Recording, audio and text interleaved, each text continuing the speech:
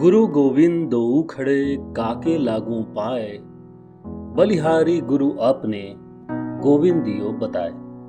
दोस्तों, कबीर दास द्वारा लिखा ये दोहा बचपन से हम सुनते आ रहे हैं। इस दोहे में कबीर दास कहते हैं कि बिना गुरु के ज्ञान का मिलना असंभव है।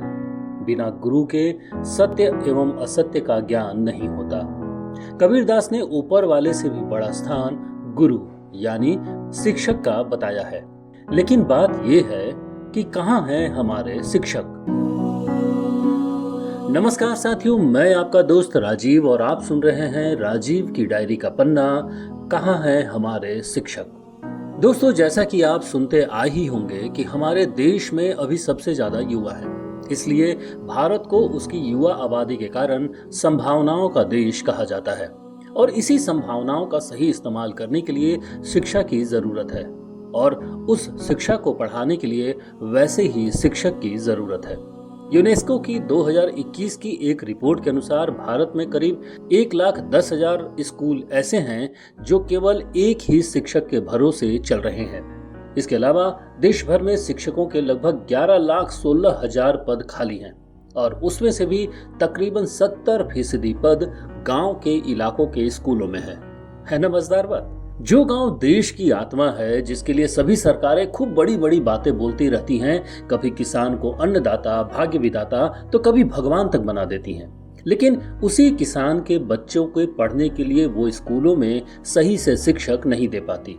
जिन स्कूलों में शिक्षक है वहां की शिक्षा की हालात काफी बदहाल है। माध्यमिक से ऊपर के ज्यादातर स्कूलों में संबंधित विषयों के शिक्षक ही नहीं है। नतीजन भूगोल के शिक्षक को विज्ञान और विज्ञान के शिक्षक को गणित पढ़ाना पड़ता है। ऐसे में इन बच्चों के ज्ञान और भविष्य की कल्पना करना मुश्किल नहीं है।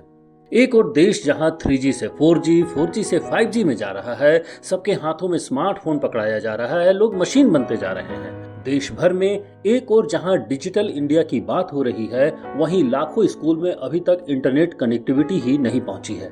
और ये मैं नहीं बल्कि खुद सरकार ने बताया है। 2022 में शिक्षा मंत्रालय की तरफ से जारी हुई एक रिपोर्ट के अनुसार देश के करीब 90% सरकारी स्कूलों में बच्चों को ट्रेनिंग देने के लिए कंप्यूटर नहीं है।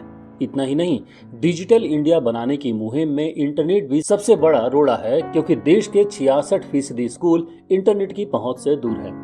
हमारी देश की वित्त मंत्री ने 2022 के केंद्रीय बजट में राष्ट्रीय डिजिटल लाइब्रेरी कार्यक्रम और राष्ट्रीय डिजिटल विश्वविद्यालय कार्यक्रम की घोषणा की थी, ताकि शिक्षा व्यवस्था में सुधार किया जा सके और उसकी भरपाई की जा सके।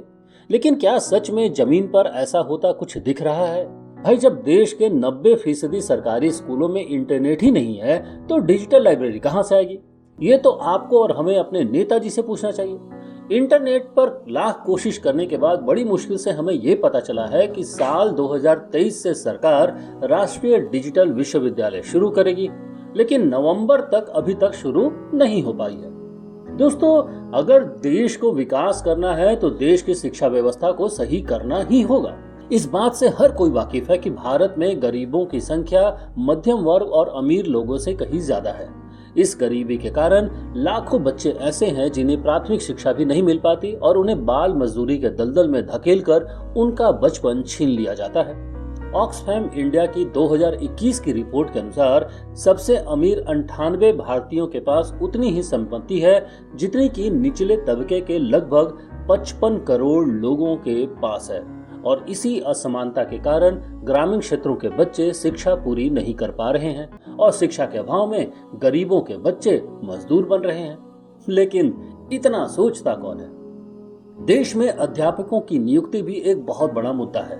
कई राज्यों में ज्यादातर शिक्षक कॉन्ट्रैक्ट पर काम करते हैं, कहीं उन्हें शिक्षा मित्र तो कहीं कुछ और। ठेके पर तुलनात्मक रूप से बेहद कम वेतन पे काम करने वाले ये शिक्षक कई साल तक अस्थायी नियुक्ति के लिए आवाज उठाते रहते हैं। अभी हाल में ही बिहार सरकार द्वारा 2 लाख शिक्षकों को नियुक्त किया जा रहा है और आने वाले दिनों में सरकार द्वारा और भी भर्ती करने की संभावना है। तो ध्यान रखिए कि लोग अपनी नौकरी के लिए तो आवाज उठा रहे हैं, लेकिन आप अपने बच्चों की शिक्षा के लिए कब आवाज उठाएंगे और कब अपने जनप्रतिनिधियों से पूछेंगे कि कहां हैं हमारे बच्चों के शिक्षक? खैर, तब तक आप हमें बताइए कि आपके गांव या क्षेत्र के सरकारी स्कूल में कितने शिक्षक और शिक्षिका पढ़ाने आते हैं। क्या आपके क्षेत्र या गांव के स्कूल में हर विषय के शिक्षक पढ़ाने आते हैं? अगर नहीं, तो आप अपने बच्चों की उस विषय की शिक्षा कैसे पूरी करवाते हैं? साथ ही शिक्षा के मसले पर आपको किससे सवाल पूछने चाहिए और इसे कैसे बेहतर बनाया जा सकता है ताकि हमारा देश का भविष्य आगे बढ़े। दोस्तों, इस मुद्दे पर अपनी बात जरूर रिकॉर्ड करें अपने फोन में नंबर 3 का बटन दबाकर या मोबाइल वाणी ऐप में ऐड का बटन दबाकर। अपने बच्चों के और देश के भविष्य के लिए हमें देश की शिक्षा पर बोलना ही होगा और अपने जनप्रतिनिधियों से सवाल पूछने ही होंगे, क्योंकि ग्रामवाणी विश्वास करती है कि बोलेंगे तो बदलेगा। नमस्कार।